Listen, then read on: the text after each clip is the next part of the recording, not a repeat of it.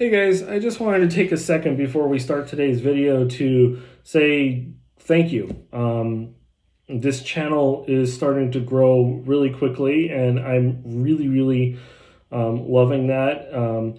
And it's all while we're experiencing this crazy pandemic thing. I haven't uploaded a video for 6 weeks now, I think it is, but yet I've grown by 1,500 subscribers. I can't thank you enough. This year has been really hard for me. In short, it's just been absolutely crazy. Like most of you, you've been stuck at home with not much to do except for model railroading and, well, YouTube. So I've been busier than I've ever been in my entire life of the 10 plus years of this business. Just processing orders for you guys, trying to get them out the door as quickly as I can. However, COVID finally caught up to me, and not the way you think. I didn't get COVID. Matter of fact, I finally got my first shot about a week ago. But, I just a full solid year without any time off for myself got to be a bit much. So for the month of April 2021, I'm taking that month off, and mostly it's to get caught up. At one point, I was behind 13 modular orders, which is crazy, but it's all because of you guys. I want to make sure that you can get the content on this channel that you want, but also, the materials you need so you can build your dreams as well. So I just wanted to say thank you for your understanding, and please keep an eye out for future videos. I have a pretty exciting announcement. If we can get to 15,000 subscribers by the end of the year, I'm going to give away a layout. Up to $5,000 in value. I will help you design it. I will build it, and all you have to pay for is delivery. Now, what this means is it can be a pretty good size layout, and it's entirely designed by you and then built by me on this channel. So if you're interested in something like that, or if you have a friend that might be interested, subscribe. If I can get to 15,000 subscribers, that's how I'm going to pay for it, guys. I will give away a layout on this channel, and I will take you along for the entire ride. Design, build, delivery, and installation if you're local to Florida. With that said, enjoy today's video, and we'll see you around.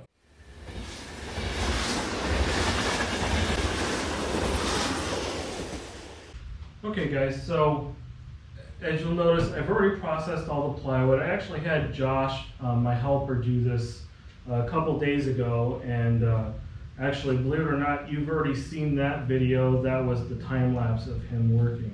So I'm going to go ahead and get started on here today. So I have cross members for a 4-foot layout. I've got 2 without holes in it, and then another 5 or 6 with holes in it, so I can do 1-foot centers. Now, typically with a modular layout, you can use 16-inch on centers, even 20 inches on center, depending on the scale, how complicated it is, and whether or not you have grades. But for me, when I'm doing custom layouts, particularly small ones, I like doing a 12-inch center because it gives me more places to put risers. With this particular layout, it's a fairly simple track plan, but it does have some elevations, and I want to make sure that they're consistent and smooth, so I'm going to go ahead and do 12-inch centers. I also have to put a shelf on the front of this layout because the gentleman I'm building it for is in a wheelchair, as I understand it, and so I have to put the controls underneath the layout at a slightly lower level. So putting the 12-inch centers will help me mount that up on the bottom side as well. So to get started here, I'm going to go ahead and take my 7-foot long cross members here, and I'm going to go ahead and mark my 12-inch centers. This is actually 7'2", so I'm actually going to go 13 inches for the first measurement, and that will give me an extra inch on either side, and it's really not going to be a big deal.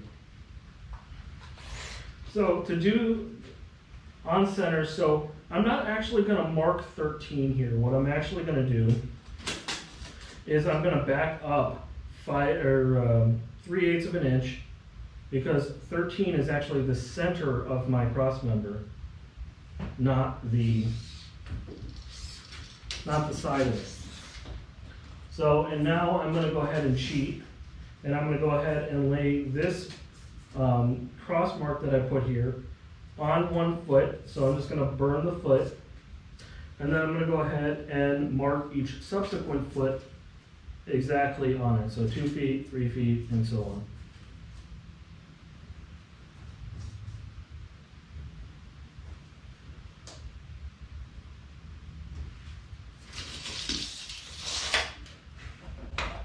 Next up, I'm going to take my woodpecker's miniature speed square. There's other manufacturers of these. Woodpeckers just happened to be the first one that came out with it. This was about $80 when I bought it, and now you can pick one up for about $30. So it's basically the same form factor. This is made by DFM Toolworks. I believe they're actually out of Chicago, but as you can tell, it's the same size, same particular offsets and everything. But this one is only about $30 versus the 60 or 80 that this one was.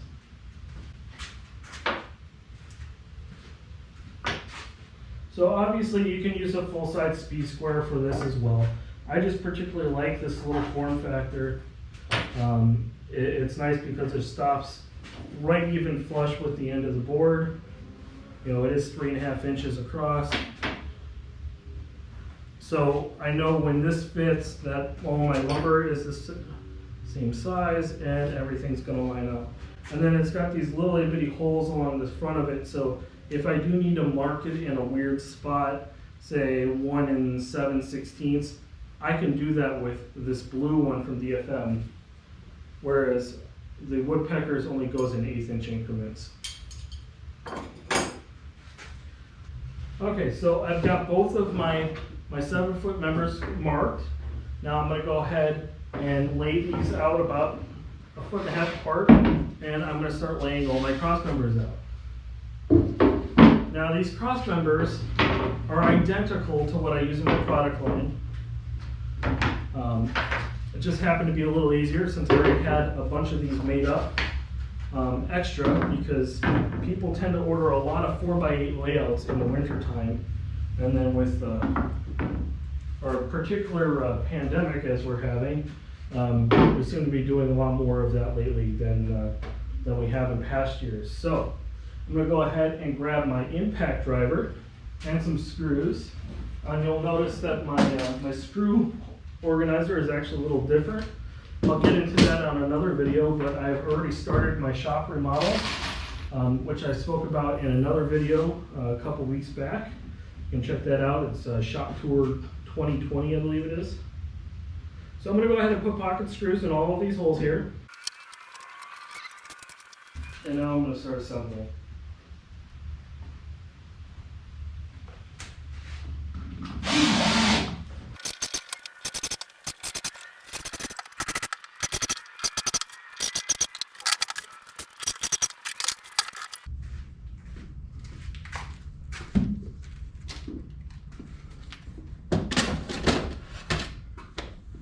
Okay, so that is the base of the entire layout.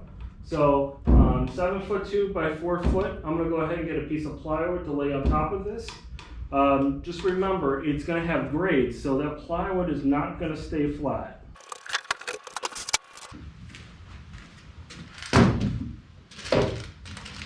So remember, this plywood isn't going to be staying down. I am going to be pulling it back up. But I do need to get it sized appropriately. And because this is finished grade cabinet birch, which is what I use for everything, it is slightly oversized, so I do have to cut it down.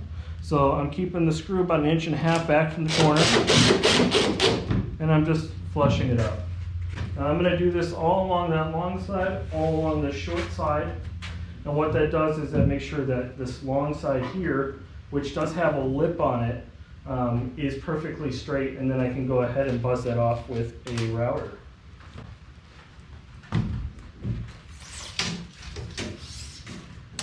And just to keep things nice and pretty looking, I'm going to go ahead and use a tape measure. So all of these screws are roughly on 12-inch centers.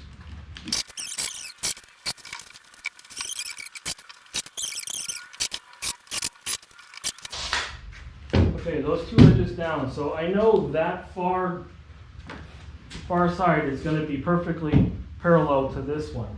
But the end over here, I'm actually going to have to adjust a little bit before I can route the end off of it.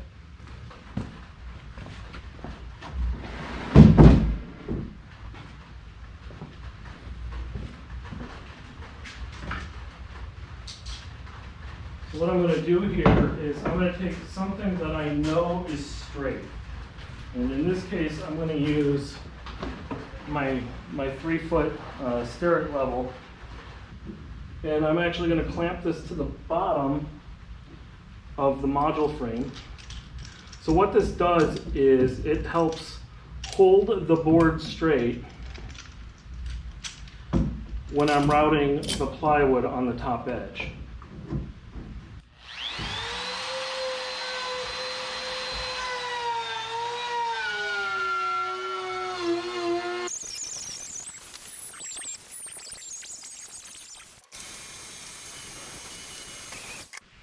Okay, now that I have the surface in place, at least temporarily, I'm going to go ahead and pull out the track and actually assemble the entire layout.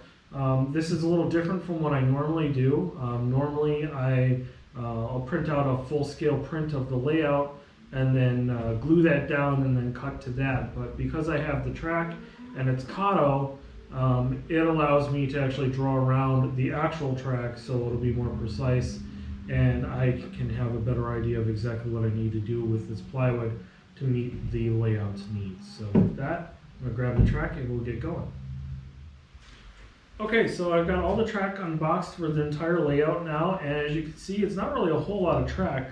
It is a fairly simple layout, but I'm going to go ahead and get all this stuff unpackaged and start connecting it together, and you guys can watch it and fast forward.